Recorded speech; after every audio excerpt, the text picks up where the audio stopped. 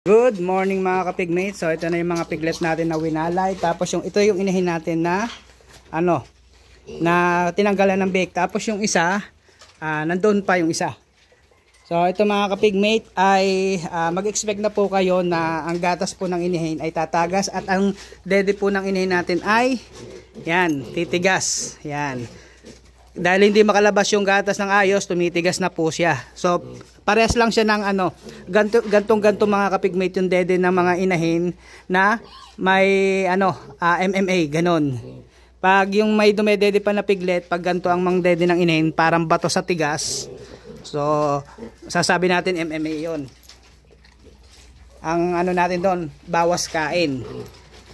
Para mawala to. Yan.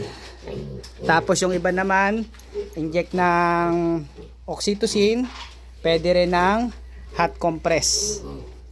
Yan. Ito mga kapigmate, so ngayon natin araw na to winalay. So ito na yung mga piglet niya. Pagkawali na pagkawali mga kapigmate ay nasa ko na talaga ang mag-inject ng porga sa inahin natin. So nakapag-inject na tayo dito ng porga at nakapag-inject na rin po tayo dito ng vitamin ADE. So tapos na po tayo dito ng vitamin ADE. Tapos ito naman ang mga nawalay natin. So nag-inject lang po ako dito ng Bexan SP. So sinabay ko na sa walay nilang Bexan SP kasi pa lang to ngayon mga kapigmate. Ang wali pa talaga nila ay bukas pa. So inano ko lang, in advance ko. Bukas 28 days nila. So ina-advance ko lang para pag dating sa buyer, mga conditions sila. Yan. Ganon po ako dito. So pinapractice ko na po yon.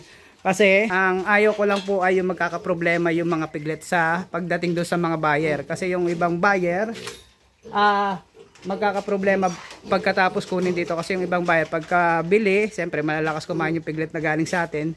Pagdating sa kanila, pinapakain ng husto. So yung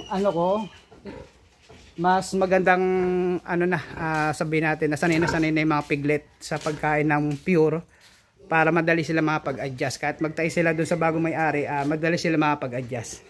Ayan natin. Yan. Parang bato. Ayan, parang bato. Yan.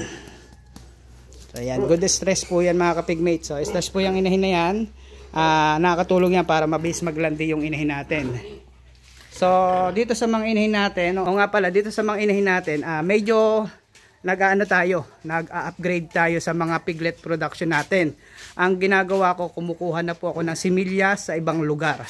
So medyo malayo, pero sulit naman kasi yung kunukuna nating ng similya, magaganda rin yung mga lahi ng baboy nila. Kaya mag-upgrade tayo. Upgrade sa mga bake. Tapos yung mga iaanak na mga inihain natin na nakuha natin similya sa ibang lugar, kagaya nung nakaraan, ito nakakuha tayo ng similya sa JBL farm. Itong durok natin. Yan. So itong durok natin, malaki ng katawan nito. So maselan to nung patining pa siya, maselan siya. Pero ginawa nating inahin. So in order ko na similya ay German P-Train. So sa German P-Train mga kapigmate, kung nakikita nyo yung mga post ng mga katawan ng German P-Train na piglet, ang lalaki ng katawan. So target ko magkaroon ako ng ganong lahi. So nagbabalak din kasi ako ng barako.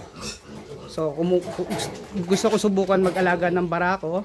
Gusto kong pag-aralan yung barako natin na kahit isa ay yung kukuha ko na similya, yung kukunan ko lang na similya, tapos pang iiay ko. So hindi ko ipangkakasta.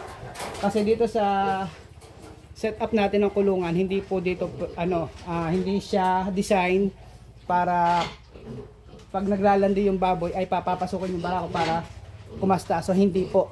Ang design ng kulungan natin ay para iiay lang. Yan. Kaya ako mag-aalaga man ako ng barako, yun din ang iniisip ko, ay puro AI din ang gagawin ko. So magpa-practice tayo mag-collect ng similya. So medyo matagal pa. Hintayin pa natin yung anak ng ating durok na partner niya ay German P-Train. So, okay na yan. So yun lang update natin mga kapigmate. Good morning sa inyo lahat.